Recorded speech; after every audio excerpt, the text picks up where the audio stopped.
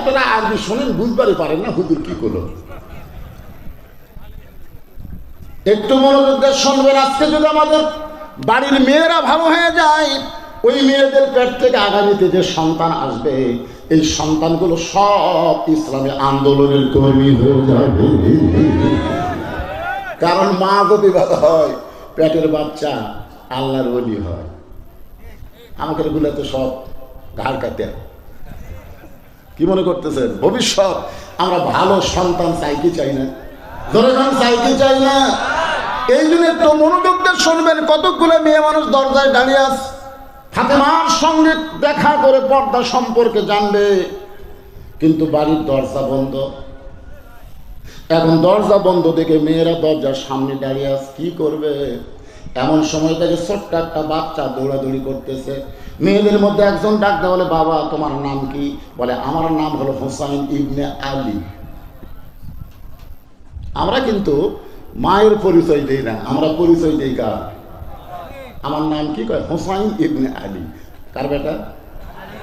আমি যখন 91 সালে বিয়ে করে বাড়িতে আসলাম, আমার মা আমাকে বললো, কে বাজান বিয়ে কিভাবে হলো?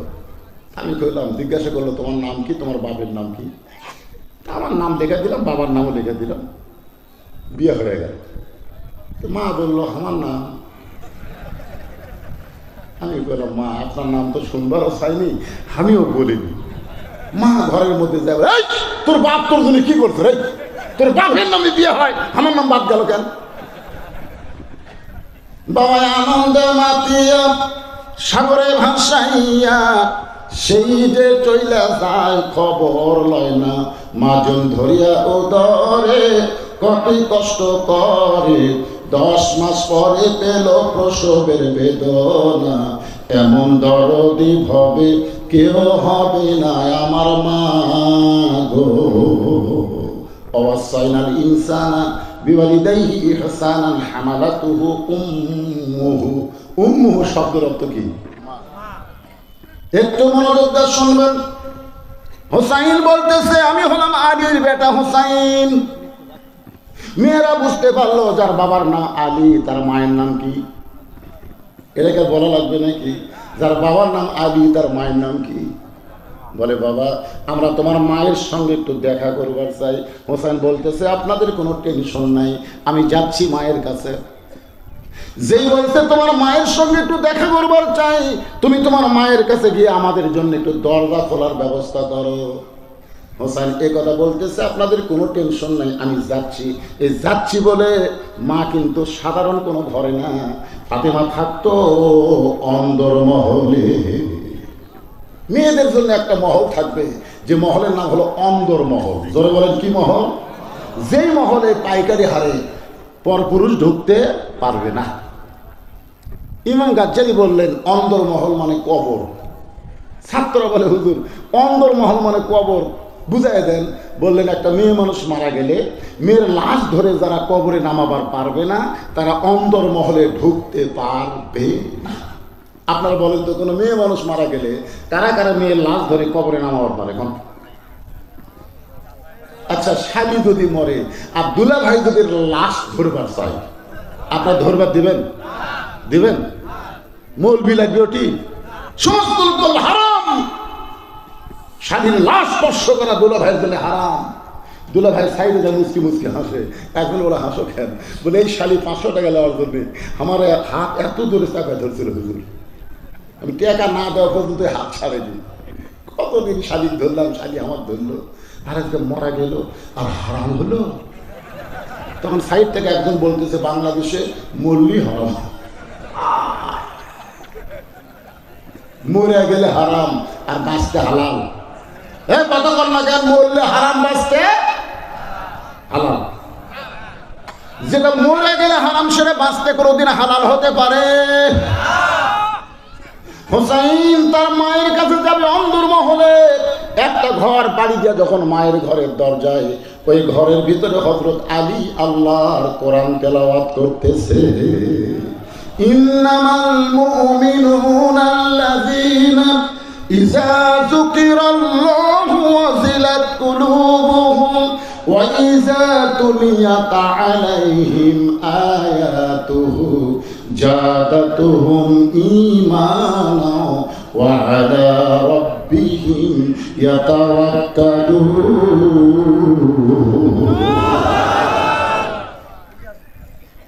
হযরত আলী কি করতেছে? কোরআন তেলাওয়াত করতেছে, ঢুকতেই ঘর, আর ফাতেমা আছে ভিতরের ঘর। হযরত আলী কোরআন তেলাওয়াত করতেছে, আর হোসাইন বাইরে থেকে দৌড়ে মায়ের ঘরের দরজা, সঙ্গে সঙ্গে হযরত আলী কোরআন তেলাওয়াত বন্ধ করে, এই হোসাইন, বাইরে খেলাধুলা করা বাদ দিয়ে মায়ের ঘরের দরজা কেন? এখন চিন্তা করেন, আপনি যতই কোরআন পড়েন, যতই আল্লাহর ইবাদত করেন, আপনার সন্তানের দিকে খেয়াল রাখার দরকার আছে না নাই? আপনি সন্ধ্যার সময় গরু ছাগল গোয়াল ঘরে উঠলো কিনা আপনি দেখতেছেন, লাইট দিয়ে গরু ছাগল ঠিক আছে আলহামদুলিল্লাহ। আপনার বউ দেখতেছে হাঁস মুরগি ঘোড়া উঠলো কিনা, কিন্তু আপনার আইডিয়া রাত 10টা বাজে এখন পর্যন্ত বাড়ি আসলো না, আপনি খুঁজেছেন? কথা কন না কেন?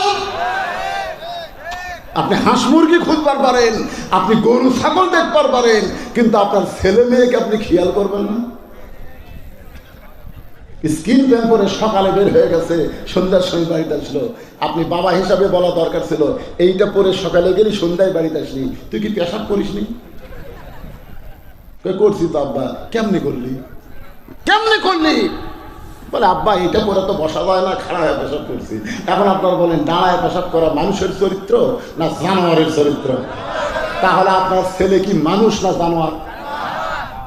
এই জানোয়ার, পেশাব করে তুই পানি দিছিস?